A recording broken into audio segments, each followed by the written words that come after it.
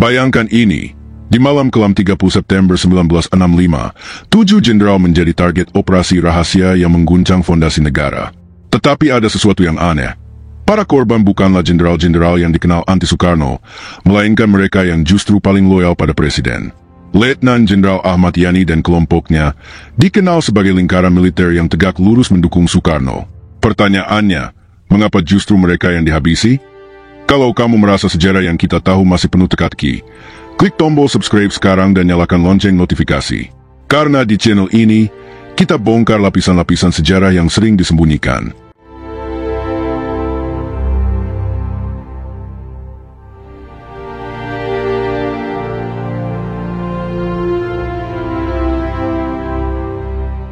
Yani dan lingkaran pro-Soekarno. Letnan Jenderal Ahmad Yani bukan sekadar Panglima Angkatan Darat. Ia adalah figur muda, energik, dan sangat dekat dengan Soekarno, bahkan lebih dari sekadar hubungan antara Presiden dan Panglima. Dalam banyak catatan, Yani kerap dipanggil ke istana tanpa protokol kaku, sekadar duduk bersama, mendengar langsung arahan Bung Karno tentang arah revolusi, dan membicarakan strategi menjaga keseimbangan politik di tengah tarik-menarik antara PKI, TNI, serta kelompok politik lainnya. Di tubuh Angkatan Darat, Yani membentuk lingkaran inti yang terdiri dari perwira-perwira pilihan.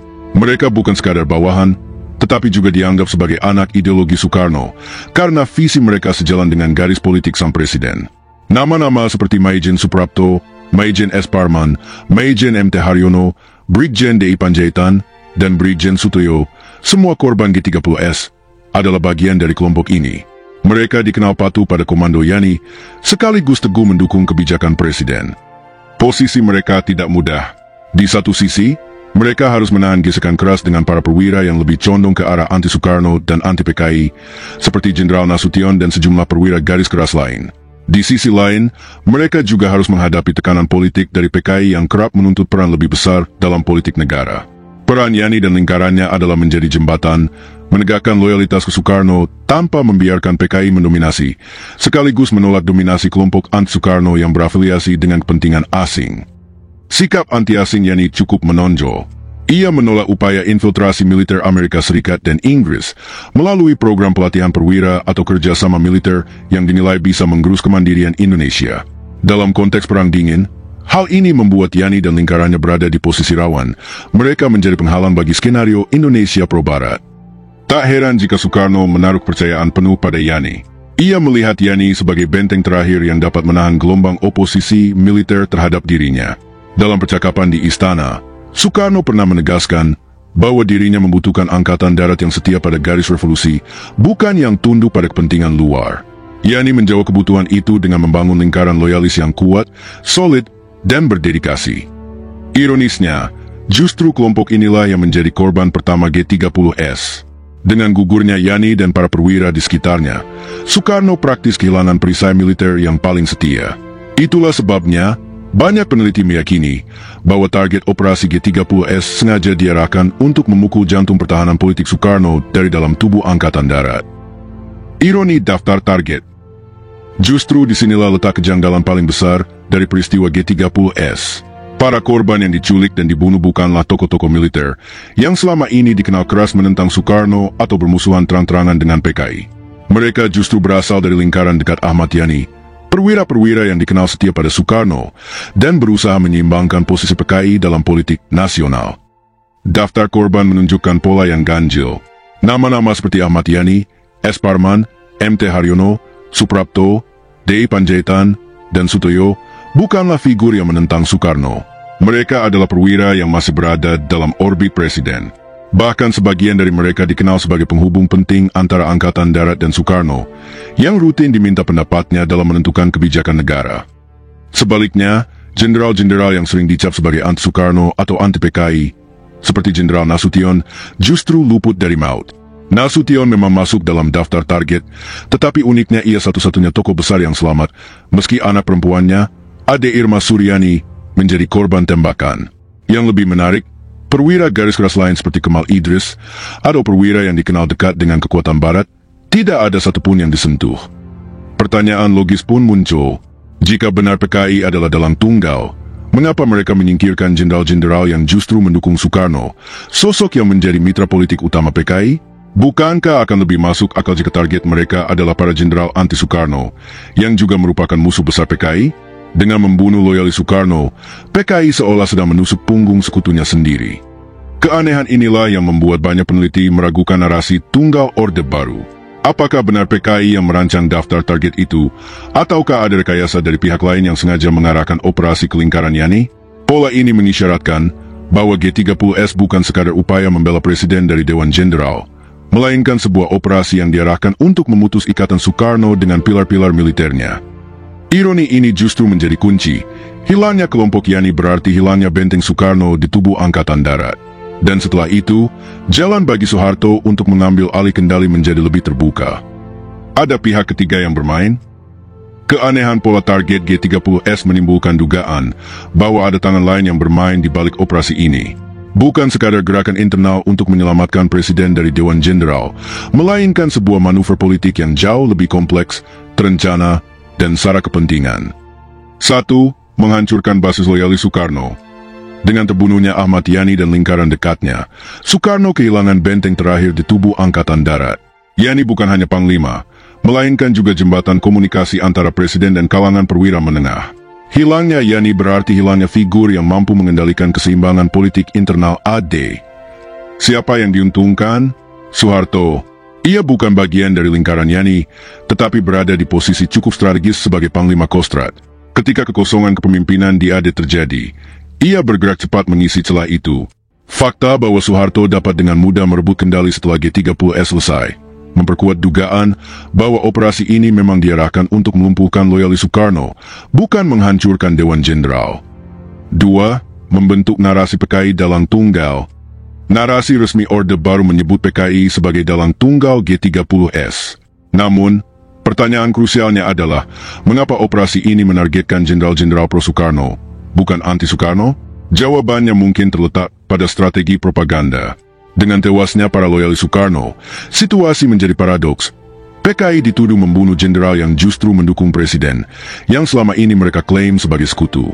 Ironi inilah yang kemudian dipakai untuk membangun opini bahwa PKI tidak hanya kejam, tetapi juga berkhianat kepada Soekarno. Propaganda ini terbukti efektif. Rakyat yang semula percaya Soekarno dan PKI berada dalam satu front politik, tiba-tiba melihat PKI sebagai ancaman bersama.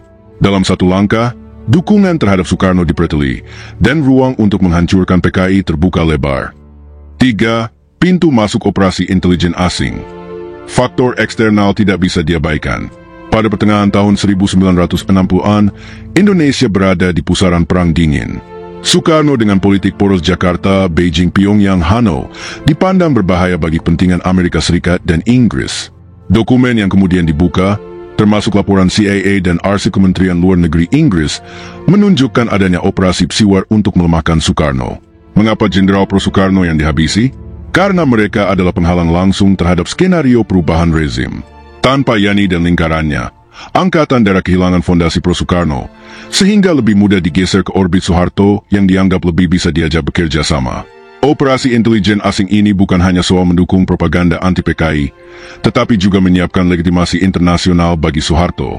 Ketika G30S meletus, jaringan intelijen Barat bergerak cepat menyebarkan narasi bahwa PKI adalah dalang, sehingga aksi balasan terhadap PKI dianggap sah di mata dunia.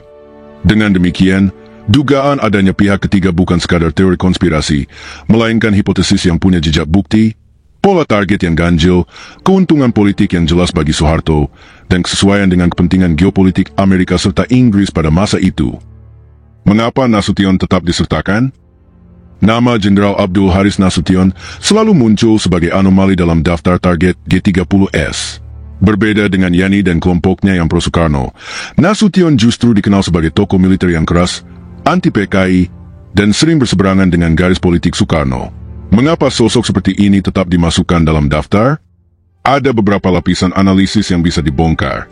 1. Posisi politik Nasution terlalu kuat. Pada tahun 1965, meski sudah tidak lagi menjabat sebagai Menteri Panglima Angkatan Darat, posisi itu dipegang Ahmad Yani. Nasution masih menyandang jabatan penting, Menteri Koordinator Pertahanan dan Keamanan sekaligus Kepala Staf Angkatan Bersenjata. Secara formal ia tidak lagi memegang kendali penuh atas AD, tetapi secara informal, pengaruhnya tetap besar. Bagi siapapun yang ingin mengubah arah politik Indonesia, Nasution adalah rintangan. Ia punya reputasi sebagai perwira strategis, dikenal tegas, dan memiliki jaringan luas di kalangan perwira menengah.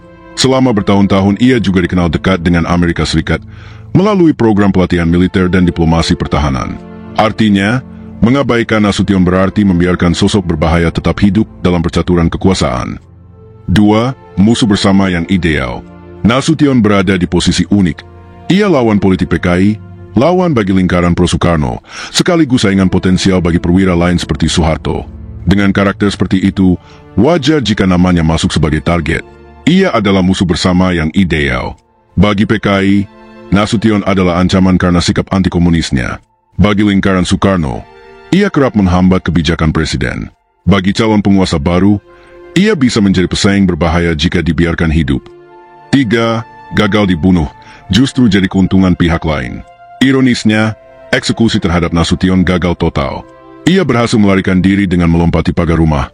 Meskipun dalam insiden itu putrinya, Ade Irma Suryani, tertembak hingga tewas, dan ajudannya, Pierre Tendean, diculik lalu dibunuh di lubang buaya. Kegagalan ini justru memberi keuntungan politik besar bagi Soeharto. Dengan selamatnya Nasution, Soeharto memiliki figur senior yang bisa dijadikan perisai legitimasi. Nasution kemudian mendukung langkah-langkah Soeharto pasca G30S, meski perlahan ia dipinggirkan dari lingkar kekuasaan.